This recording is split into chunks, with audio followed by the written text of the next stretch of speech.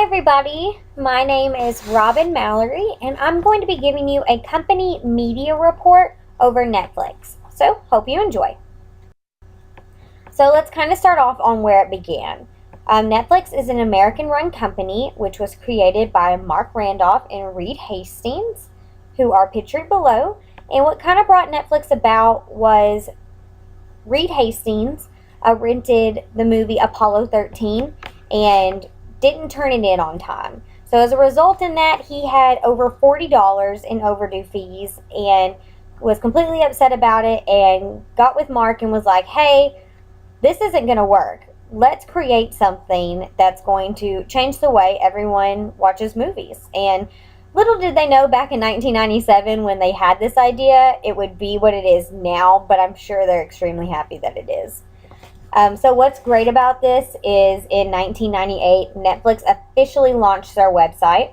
At the time, the company only had 30 employees, and they only offered pay per rent. And basically what that would be is you would pick a movie on their website, and they would mail it to you, and you would pay just for that movie for that one time. And you could watch it as many times as you want. You didn't have to worry about overdue fees, dates, anything like that. And when you were done, you just mailed it back and they sent you the next movie that you picked on your list. It's a great concept, and why anyone didn't come up with it sooner, I don't know, but what would we do without Netflix? And in 2007, they officially launched their streaming website, which is basically what most people use now. A lot of people get on their Xboxes, PlayStation, Blu-ray players, anywhere you can access the app of Netflix. You can now stream any of their TV shows and their movies that are on their website, which is great because you're able to stream through 190 countries, and they have over 81 million subscribers as of right now, which is just crazy if you ask me. So let's kind of back it up and talk about their service plans here. So at the beginning, when a lot of people did most of the DVD concept back in late 90s, early 2000s, this was the kind of plan that they had set up. So as you can see here, the left-hand column right here, this kind of tells you the prices of what they would give for you. So $7.99 a month, you would receive one DVD at a time. And then for $9.99 a month, you would receive one Blu-ray one Blu-ray disc at a time. And then as you can see down the chart, so 2 DVDs at a time, 3 DVDs at a time. These were the prices that they had for their members, which really looking at these, this is not a bad deal, because if you think about it, you're going to spend almost that much money going to the theater to see a film. So really, it all works out. It evens itself out. And this is how it was at the beginning when they did have this type of plan going on. So what we're looking at now is their annual income statement. And this is actually from it starts from last year and kind of goes on through 2012, kind of goes back that way. And so you can kind of see their total revenue, their cost of revenue, and their gross profit, along with their growth right here and the trend of how they're going with people.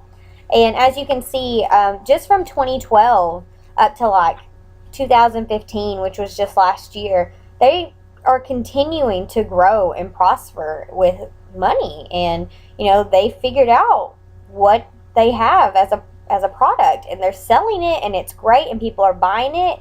And I honestly don't know anyone who doesn't have a Netflix account, especially people around my age, and I'm 22. So it's just amazing how everyone's just kind of jumped on board on, hey, do you have a Netflix account? Yeah. And, the money shows here, and these numbers don't lie.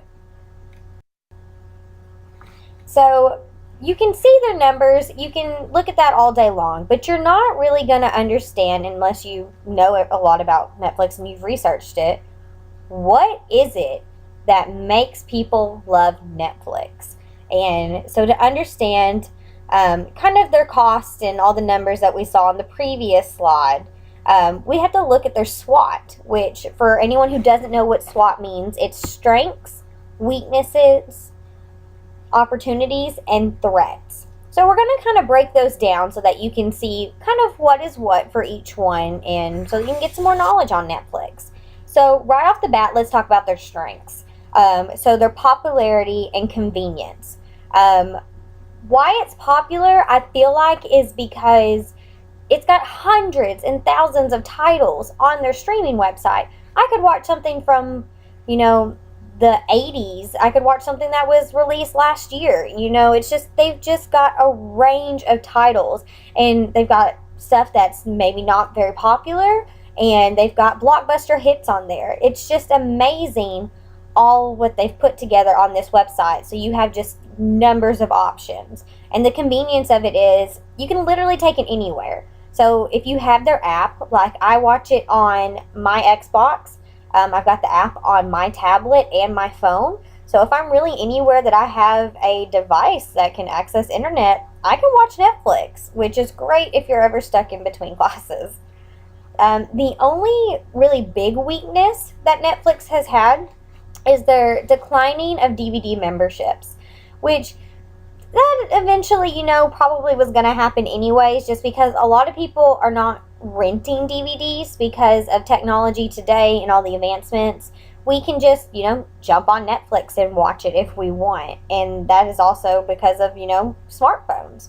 And many people who probably aren't on the bandwagon of smartphones and things like that, so kind of like maybe older generations, but are obviously really interested in Netflix, they might still get DVD sent to them by mail. But I haven't heard of anyone getting DVDs since probably 2006, 2007, which is when they launched their streaming website. So that makes sense why the decline has happened so much since then. Okay, so let's talk about their opportunities. So Netflix has jumped on the bandwagon of producing their own content. Not only is this great because it gives a voice to people who are getting turned down through Hollywood or just other production companies that are like, hey, you know what? We don't want to buy that. Well, Netflix is kind of like the playground of opportunity for people like that. One of the really great examples is the show Orange is the New Black, and also House of Cards. The content on the shows, yes, you can watch kind of more racier stuff on TV now, but Netflix is just like, you do what you want and you make this show, and we will put it out there and we'll see how it goes. And that's exactly what happened to these shows. They were small, not really known. If you had a Netflix account, you might have watched them, but then they just blew up. And it's just because they took people who might not have gotten famous otherwise. Like, they took a lot of unknown actors. They've got writers on there. They've had directors. Like, they're giving people an opportunity to create content and spread their message. And not saying everyone should go be in prison like Orange is the New Black or run the government like House of Cards, but you understand what I'm saying. So just producing their own content not only has gained more popularity for them, but it's also, brought in more money for them. And it's giving them kind of this original status, like, hey, yeah, we're a streaming company, but we can have our own products that we can give to customers. And that's just great. Also, what's really awesome is internationally they've grown. Like I mentioned earlier back on the first slide, they are now streaming in 190 countries, which is just mind-blowing, just because that's 81 million subscribers out of those 190 countries are able to access Netflix. And it's funny, you could be watching Chelsea Handler's new show in Texas, and someone in India could be watching it at the exact same time as you. And it's just crazy that everyone now has access to this awesome product, and it's just great overall. Of course, any corporation is going to have their threats. Netflix's main threats are similar companies like theirs. So you've got Amazon Prime and Hulu, which are the other kind of big guys in this situation. Hulu is known mostly more for just streaming television shows, and they've kind of jumped on the bandwagon of producing their own content, so, great for them. But Netflix still has the most original content going on right now. And Amazon Prime, a lot of people used to get it just to rent movies, because they would get them really quick. after they got released from being in the theater, and they now have their own original content. So they're kind of building their way up the ladder, but I feel like Netflix is still the big dog on top.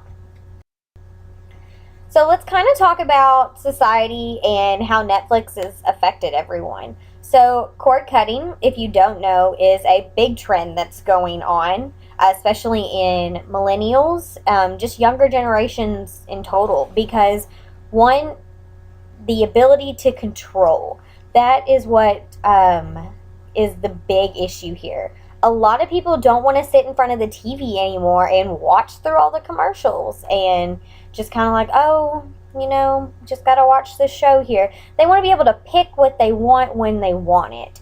And it's kind of like this needy thing going on, but it's really that's just what it is, though. People want the ability to control what they watch, and they want to be able to control when they watch it. And normal television cable services don't exactly provide that.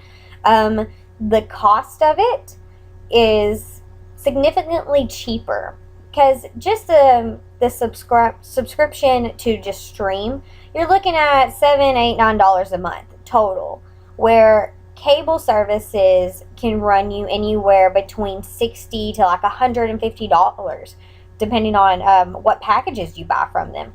And some people kind of look at it like, you're going to give me 100 channels. I might only watch maybe 20 out of those 100. Why can't I just pay for those 20 channels? And cable service providers don't let you kind of do those kind of things, where Netflix is like, hey, pay your $7, $8, $9 a month. Here you go. Pick what you want. Watch it when you want. As long as you're happy, we're good. And, that's kind of how Netflix has had the ball rolling on cord cutting. Also, there's not a lot of regulation kind of going on for Netflix. Like I said, they have a big platform that allow people to produce what they want, and people really like that.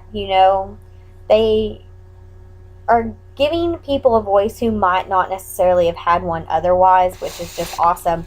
But they also keep in mind that I want to note, Netflix has an option for, people who want to watch family, genuine, happy program, no sex, violence, crime, anything like that. They've got options on there where you're like, hey, my kid is watching. And so they will only put like kid titles on there, or like PG and below type of ratings for it. So it's not like a free-for-all, your kid's going to be able to watch Orange is the New Black, but you really want them to watch Sesame Street. They can still watch Sesame Street, no big deal, and Netflix kind of like morphs all of the really like home good, like children programs together, and you can set those settings on your Netflix account if you want for when your children are watching, so that's awesome for them. Another big thing going on is binge watching. I don't know about you, but I have a Netflix account, and I don't normally binge watch, but if I get hooked on something, I'm hooked. I watched the first couple of seasons of Pretty Little Liars. I watched that maybe in like 3 weeks, which would probably take a normal person, like the whole 8 weeks or 10 weeks, however long the show is actually airing on normal time schedule. But it's really easy when you have Netflix, because you just get to keep watching and watching and watching, and you might start at 7 o'clock at night, and then you look at the clock and it's 3 a.m. and you're still watching TV, and you've kind of wasted your day doing it, but it's just time, it just absorbs you, because you want to keep watching, because nowadays everyone just wants and they needs and give me more, and that's mine, and that's Netflix kind of enables that, and it's like, here, let me give you all the episodes of Mad Men, all 7 seasons. Watch it as fast as you want. And, it's not the healthiest thing to do, but it's definitely fun every once in a while. Also, what's great about it is when people are binge watching shows, they're more likely to post about it on social media.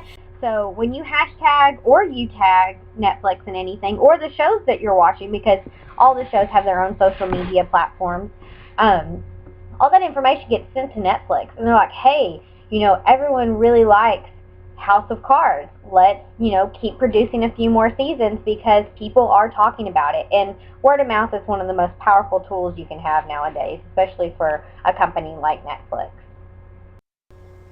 So overall, what you can take away from this presentation is this company is just growing. It's wanting to learn, and it's just getting bigger and bigger, and it's not necessarily a bad thing. People are enjoying the ability to be able to watch what they want when they want, and to be able to learn and just see things that they might not have seen otherwise. And Netflix is profiting from it. You know, they're producing documentaries, original content. You can see old movies, you can see new movies, television shows, all of this. And it's what the people want right now. And cable companies are definitely really scared about it because people are cord cutting, which is understandable because they're losing money in the process, and Netflix is gaining that money. And of course, you know, we've got our strengths, our weaknesses, our opportunities, and our threats. But overall, Netflix is still on top and is still growing. So I just hope that you take away from this that, yes, it's a streaming company. Yes, it's kind of the only thing anyone ever uses or talks about. But it's not necessarily a bad company. They've found their niche and their target, and they are just going and running with it. And, you know, kudos to Netflix. So this is your media company report of Netflix, and I'm Robin Mallory. Thank you.